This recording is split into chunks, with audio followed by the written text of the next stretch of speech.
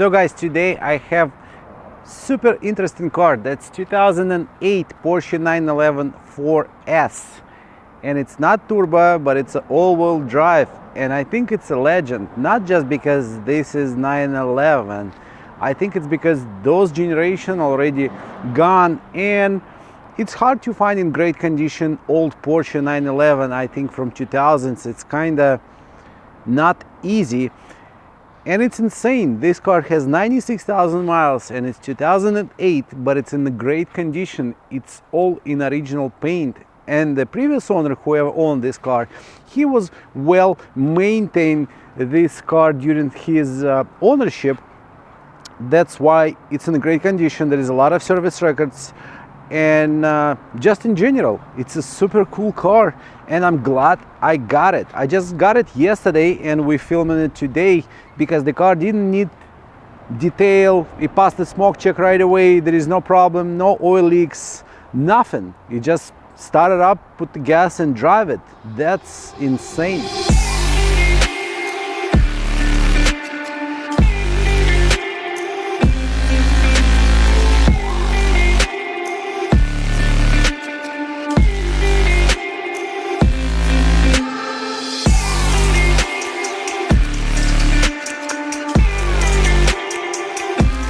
And again, one of the point, it has Michelin tires, all four, looks like brand new tires. So the owner been spending money on it. The brakes are in great condition. It's actually 4-piston brake calipers on the front and on the back. For those people who didn't like those rims, who doesn't like it, I'm asking you why.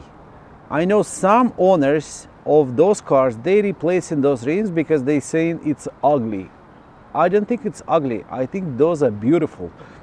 In my opinion, from 2000 generation 911, it's one of the best wheels ever sitting on 911.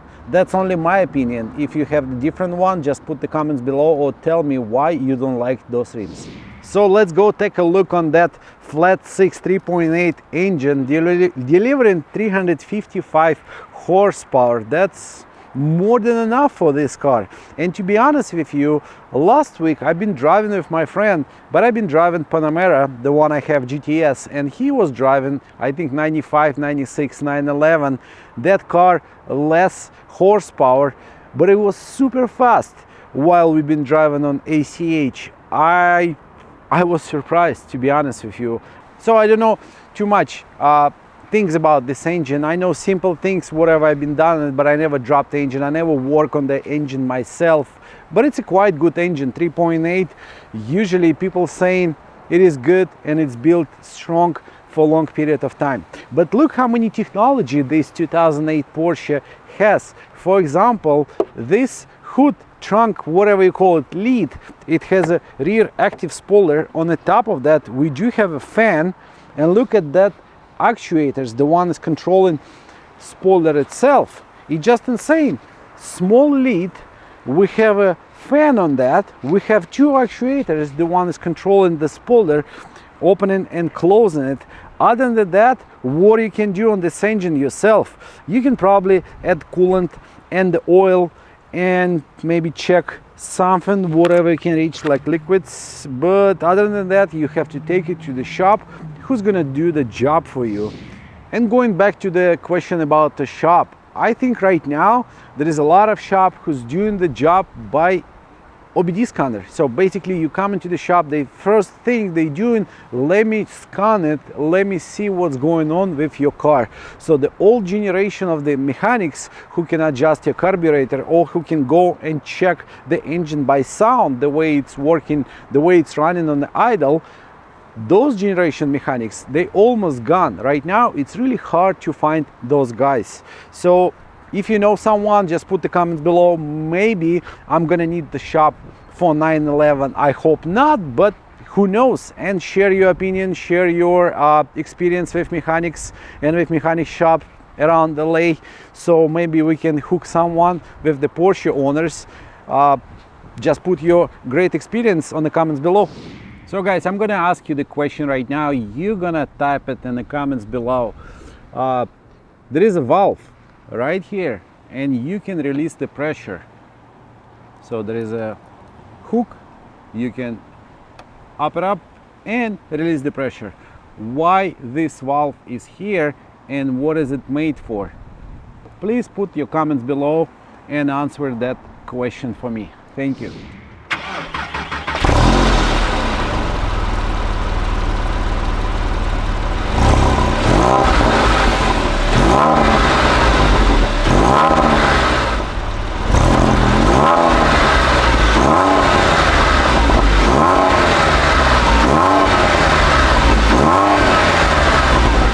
So there is a fact, and everybody knows that the coupe itself worth more money than the convertible car. Look how beautiful this body made.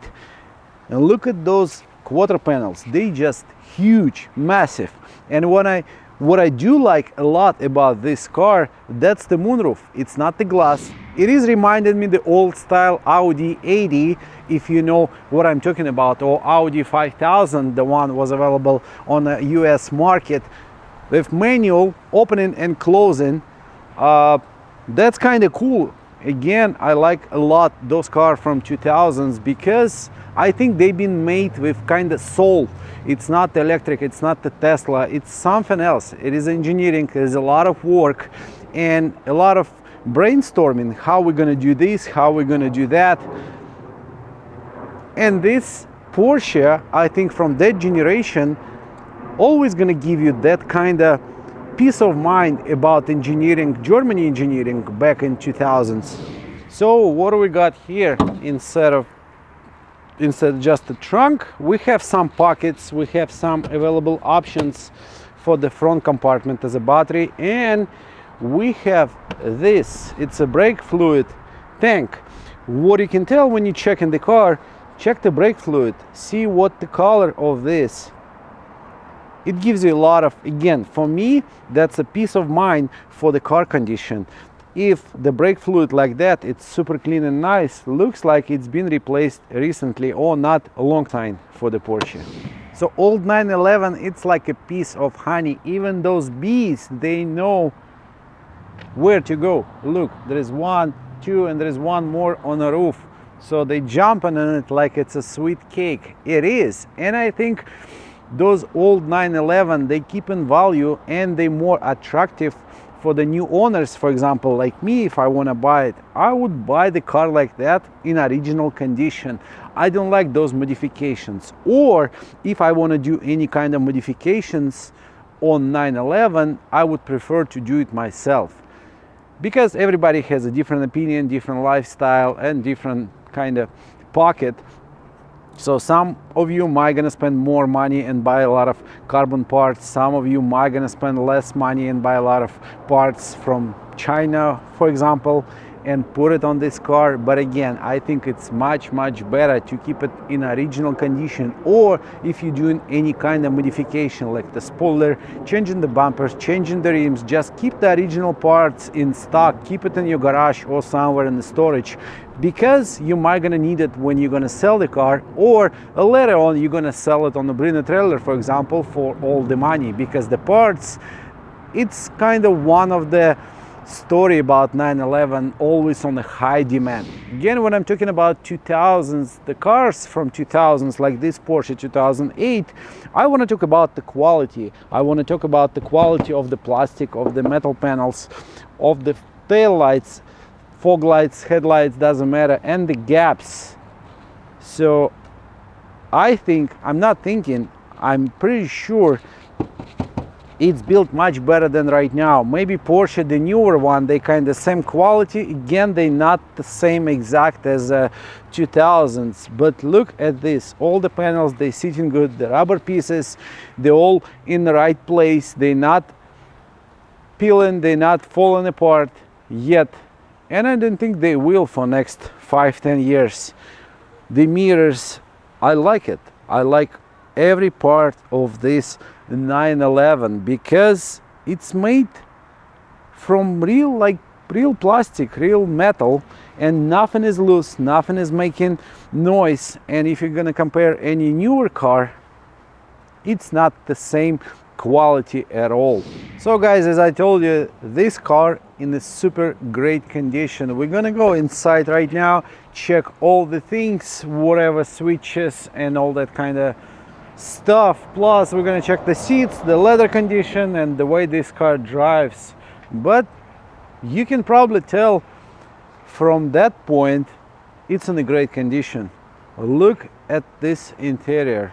I know it might be not the best color for this 911, but what can I do?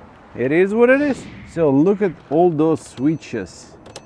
Again, for me it's reminding like the Audi from 80s or 90s. You can actually hear the click. These switches, it's kind of cool. You're not gonna find it right now in the new cars. This seat, half manual, half power. It's kind of quite interesting for the car like that, and especially in 2008 it was close to 100,000. Why they've been doing like this? But I think it's kind of cool. Even if the whole seat would be manual, it still wouldn't be that bad. So those switches, it's a common actually problem. They going bad because they fallen apart. This one, they either replace it or they just been using it quite gentle. So the door panel, it's super simple. Both sound system, right? There is a handle, airbag, there is a pocket, paint, leather, still in a great shape, and there is a small tiny switch to control your mirrors. So I'm gonna try to put myself in a situation where I have to be seated on the back of this coupe. Can I make it or not? I cannot. So basically I can, but I have to squeeze myself in and been sitting like that. But for kids it's probably gonna be enough. And what else I can do on the back? I can drop the seat and I can put a lot of stuff inside. Not the Home Depot stuff, but some grocery, or I don't know, maybe have a dinner, kinda. Can you? I don't think so. But on the back, it's in a great condition. It's like brand new. Looks like nobody been driving on the back seat of this Porsche. All the leather, it's amazing. It's like brand new condition. Not even single scratch on that. So two handles, easy to do, but not easy to get in and get out. Up, up. But if you really have to, you can still make it. So my impression about this Porsche, everything is built tight. Look at this shifter. The way it shifts, nothing loose. It's sitting great. Like I say, all the switches, this power steering, there is nothing electric, it's all hydraulic. Those Tiptronic switches, not the paddle shifting, but it's gonna bring you back to the Porsche Cayenne Turbo. The one has exactly the same switches. Look at this non-glass moonroof. It is the same, like I say, as the cars from 80s and 90s, Audi or VW, and nothing like that you can find right now on the market as a new one. So let's take it for a quick drive, and I'm gonna try to bring you that feeling of driving 2008 Porsche 911. The way I'm feeling it, I'm gonna try to bring it to you right now. Let's go.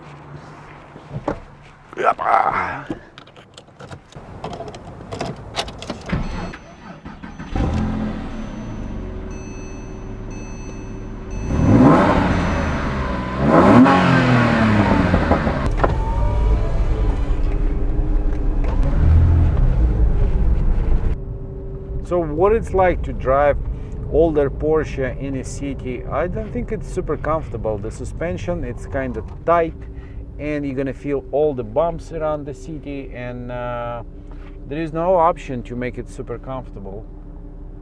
The suspension, I mean. It's not smooth, it's super tight. And especially this car, it's a 4S all-wheel drive. It's kind of made for the open roads or for the truck, maybe. just to floor it every time you drive in this car. Again, when you drive in the city, you're sitting in the traffic most of the time, and it's kind of annoying, you know. It's not annoying because the car uncomfortable. It is annoying because you cannot floor it. You cannot go fast as you want to.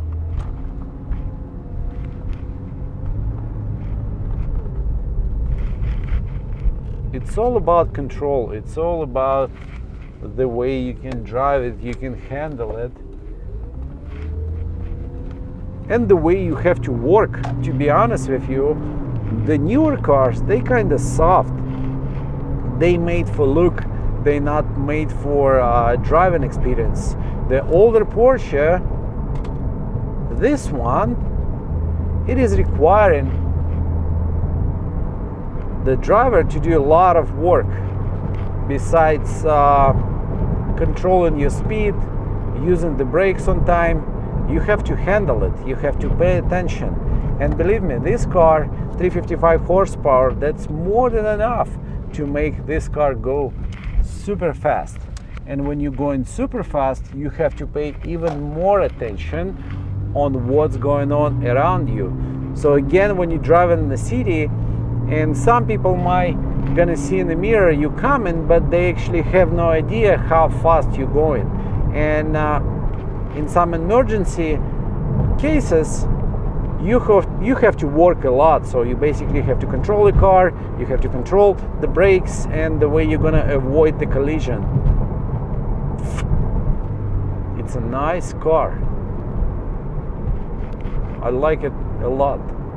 I cannot wait next weekend, because this weekend it's rainy, but next weekend it's gonna be nice and sunny. So I'm gonna take it somewhere on a PCH or ACH and drive it a little bit to enjoy it, to get the performance, to get that cool feeling from 2000s.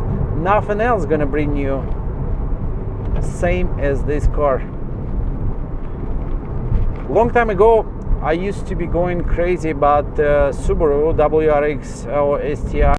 I still love those cars, but as soon as I opened the new chapter of my life, when I love 911, everything that seems to be changing in my life and my opinion about the cars. So I'm paying more attention on those Porsches. I'm trying to buy them as much as I can, as many as I can, because they're not cheap. 50,000 for this kind of coupe, I would say it's not cheap at all, but same time it's not expensive yet. So if this car would be less mileage, it would cost much more.